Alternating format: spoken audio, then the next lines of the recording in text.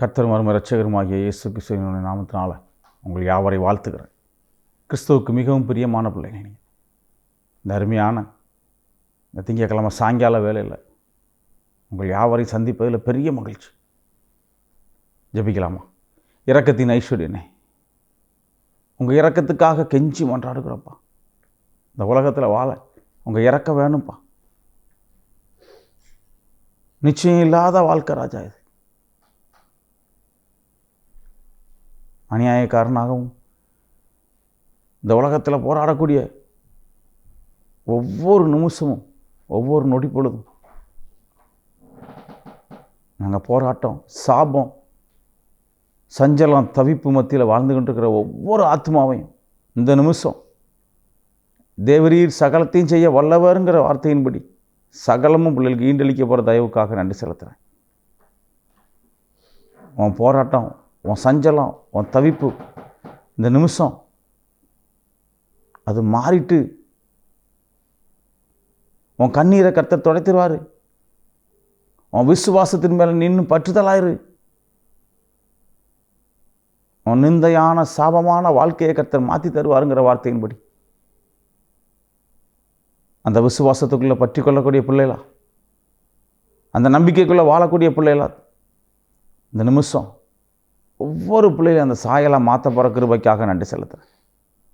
சிறு குழந்தையிலிருந்து முதியோர் வரை உன் கரங்களில் ஒப்பு கொடுக்கப்பா. ஒவ்வொரு நிமிஷமும் ஒவ்வொரு நொடி பொழுதும் ராஜா உங்கள் கிருபை, உங்கள் தயவு, உங்கள் இரக்கம் பிள்ளையோட கடந்து வர போகிற தயவுக்காக நன்றி செலுத்துகிறேன். காண கிடைக்காத உங்கள் ஸ்லாக்கியத்தை கட்டளை இருங்க. இந்த சேனலை பார்த்துக்கிட்டு இருக்கிற ஒவ்வொரு பிள்ளைகளுக்கும் உங்கள் கிருபை பிள்ளைகளை சூழ்ந்து கொள்ளட்டும். பெரிய காரியங்களை செய். உங்கள் நாமத்தை கொண்டு ஆசீர்வதிக்கப்பா. பலுகி பெருக கிருபை கொடுங்க. இயேசு மூலம் ஜெபிக்கிறோம் பிதாவே, ஆமென். ஹல்லேலூயா, ஹல்லேலூயா. மறுபடியும் உங்கள் யாவரை வாழ்த்துகிறேன். வேதம் சொல்லுது, நீங்கள் நினையாத நாட்களில் கிறிஸ்து வருவார். நீங்கள் நினையாத நாளிகையில் தேவகுமாரன் வருவார். நீங்கள் நினையாத நாளிகையில் அவர் வர்றக்கூடிய எல்லா காரியங்களும் நடக்கும். நீ ஆயத்தமாயிரு, நீ ஆயத்தமாயிரு. வேதம் சொல்லுது, நீ உன்னை ஆயத்தப்படுத்திருக்கியா? வேதத்தினுடைய கேள்வி உங்களை பார்த்து கேட்காரு, நீ ஆயத்தப்படுத்திருக்கியா? உன்னை நீ ஆயத்தப்படுத்திருக்கியா? நீ ஆயத்தப்படுத்திட்டு நீ ஆயத்தப்படுத்து. முதல்ல ஒன்றை நீ ஆயத்தப்படுத்து. நீ ஒன்று ஆயத்தப்படுத்திட்டு பிறரை ஆயத்தப்படுத்து. அவர் வருகையில் ஒரே ஒரு கேள்வி கேட்பார், நீ ஆயத்தப்பட்டுட்டியா மகனே? நீ ஆயத்தப்படுத்தப்பட்டிருக்கியா என்னோட பேச? நான் உன்னோட பேச நீ ஆயத்தப்பட்டிருக்கியா? இன்னைக்கு இந்த உலகத்தில் அநேகர் பிறரை குற்றம் சாட்டுறோம், பிறருடைய குறையும் குற்றத்தையும் சொல்லி காட்டுறோம். நம்ம குறையற்ற மனுஷனாக வாழ்கிறோமா? நம்ம ஆராய்ஞ்சு பார்த்துருக்கோமா? கிறிஸ்துவுக்குள்ள வாழ சாட்சி பெற நம்மளை ஆயத்தப்படுத்தியிருக்கோமா? இந்த வேத சட்டத்தின்படி என்னைக்காவது ஒரு நாள் ஒரு நொடி பொழுது வாழ ஆசைப்பட்டிருக்கோமா? ஹல்லேலூயா, ஹல்லேலூயா. இந்த வேத சட்டத்தின்படி ஒரு நாள் வாழ பிரியப்பட்டிருக்கோமா? கர்த்தர் என்ன விசாரிப்பார்னு ஒரு பயம் இருந்திருக்கா நமக்கு? இயேசு என்னை நோக்கி பார்ப்பார், நான் இந்த செய்யக்கூடிய எல்லா செயலும் கர்த்தருக்கு பிரியமானதா பிரியமில்லாததான்னு நான் யோசித்து செஞ்சுருக்கேனா? அருமையான தேவஜனமே, அருமையான தேவஜனமே, என்னைக்காவது ஒரு நாள் கிறிஸ்து உங்களோட கணக்கு கேட்பார், உங்களை விசாரிப்பார். நீ என்ன செஞ்சிருக்க? இந்த உலகத்தில் நீ என்ன செஞ்ச? நீ என் ராஜ்யத்துக்குள்ள காரியத்தை என்ன செஞ்ச? நான் விசாரிக்கப்படணுமே. நான் விசாரிக்கும்போது கர்த்தர் என்னுடைய எல்லா காரியத்தையும் ஒழுங்குபடுத்தும் போது, என்னை சுத்திகரிக்கும் போது, என் பாத்திரத்தை அவர் துலக்கும் போது, நான் தெளிவு பெறும்போது அவர் எல்லாத்துலேயும் இவன் பர்ஃபெக்ட்னு சொல்லணுமே. பிறருடைய குற்றங்கள், பிறருடைய குறைகளை கண்டுபிடிக்கக்கூடிய என்னுடைய சிந்தை ஏன் எனக்குள்ளே இருக்கக்கூடிய குற்றங்களையும் குறைகளையும் கண்டுபிடிக்கலை? என்ன நானே ஏன் ஆராயலை? இன்னைக்கு நிறைய மனுஷர்களுக்கு, அநேக கிறிஸ்துவ பிள்ளைகளுக்கு தன்னைத்தானே ஆராயக்கூடிய அறிவு இல்லை, தன்னைத்தானே ஆராயக்கூடிய ஞானம் இல்லை. நம்ம பிறரையே நோக்கி பார்த்துருக்கோம், அடுத்தவங்களை கம்பேர் பண்ணியே பார்த்துக்கிட்டு இருக்கோம். அது இல்லை தேவ பிள்ளைகளே, அது இல்லை தேவ பிள்ளைகளே. அது கிறிஸ்துவ வாழ்க்கை அல்ல. வேதம் சொல்லுது, உன்னையே நீ ஆராய்ஞ்சு பாரு, பிறரை நீ ஆராய்ஞ்சு பாருன்னு சொல்லலை. பிறரையும் உன்னையும் கம்பேர் பண்ணி வாழுன்னு சொல்லலை. பிறருடைய எல்லா கம்பரிஷன்லையும் நான் பெஸ்ட்டாக இருக்கிறான்னு பார்க்க சொல்லலை.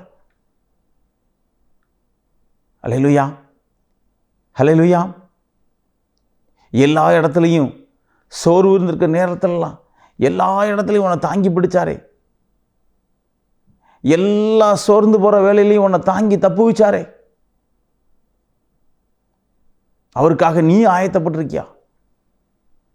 அவருக்காக நீ ஆயத்தப்பட்டிருக்கியா மகனே, மகளே? எனக்கு அறிஞ்ச கிறிஸ்துவ பிள்ளைகளே,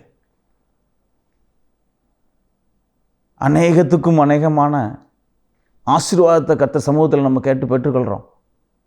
அதற்காக போராடுறோம், கேட்குறோம். ஒரு நாளாவது என் இருதயம் சிம்மப்பட்டிருக்கா? கரப்படாத ஒரு ஜீவியமாக நான் வாழ்கிறேனா? பிறருக்காக, சுவிசேஷத்துக்காக நான் போராளியாக இருக்கேனா?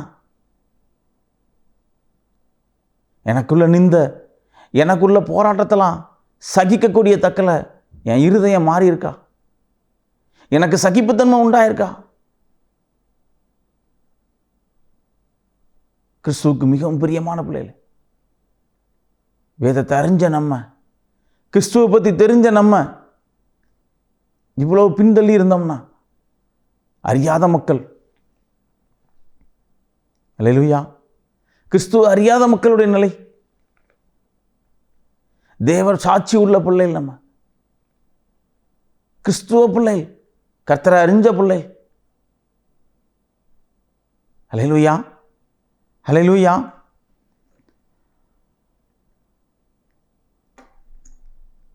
கிறிஸ்துவ அறிஞ்ச பிள்ளைகள் நம்ம கிறிஸ்துவுக்காக ஆயத்தப்படாமல் இருந்தா,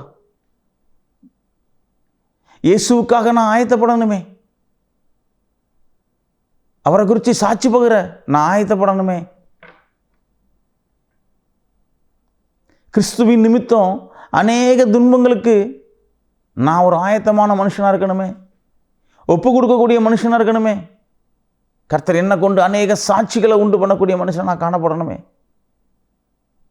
என் ஜெப ஜீவியம், கிறிஸ்துவுக்கு பிரியமான வாழ்க்கை, இந்த சமுதாயத்துக்கும் உலகத்துக்குள்ள மேன்மையான வாழ்க்கையாக இருக்க வேண்டாம், கிறிஸ்துவுக்கு பிரியமான வாழ்க்கையாக இருக்கணுமே. நம்ம அழைக்கப்படும் போதே கிறிஸ்துவுக்கு பிரியமான மக்களே அழைக்கப்படுறோமே.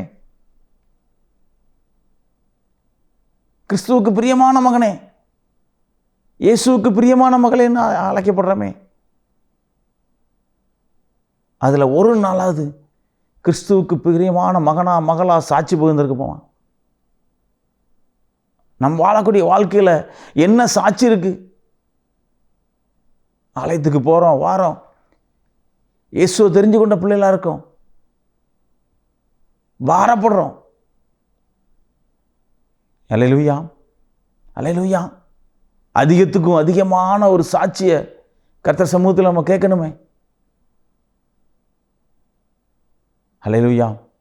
எனக்கு ஏதாவது ஒரு வேலையாவது, எனக்கு ஏதாவது ஒரு பொழுதாவது உங்களோட பேச, உங்களோட உறவாட, உங்களோட சாஞ்சிருக்க எனக்கு ஸ்லாக்கியம் செய்யுங்கன்னு கேட்கணுமே.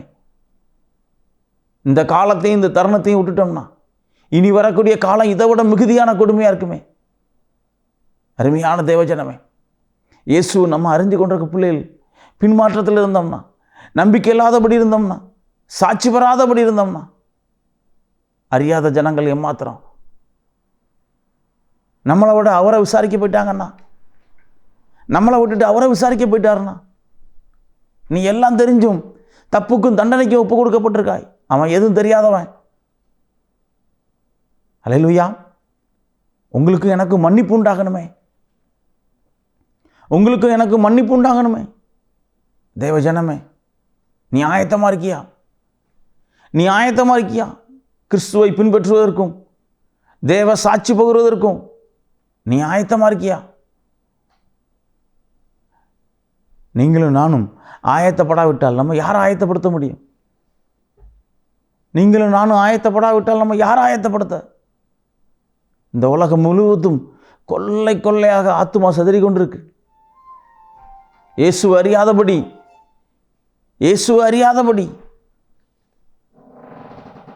அல்லேலூயா.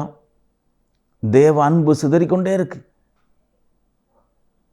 உங்களில் பருகப்பட்ட அன்பு பிறருக்கும் காற்றாத்து வெள்ளம் போல அந்த கிறிஸ்துவுடைய அன்பு பருகப்படணுமே.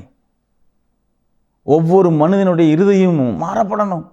சுவிசேஷம் தேசம் எங்கும் பற்றி எரியணும். அப்படிப்பட்ட ஒரு மிகுதியான சாட்சியை கர்த்தர் உங்களுக்கும் எனக்கும் உண்டாக்கி தரணுமே. வேதம் சொல்லுது, பலவீனன் அப்படின்னு சொல்லி உன்னை தள்ளிடக்கூடாது. பலவீனன் சொல்லி உன்னை தள்ளிடக்கூடாது. கிறிஸ்துவுக்குள் ஒரு பலவானா காணப்பட நம்ம ஆயத்தப்படணுமே. வேதம் சொல்லுது, மத்தேயு 24வது அதிகாரம் 44வது வசனத்தில், நீ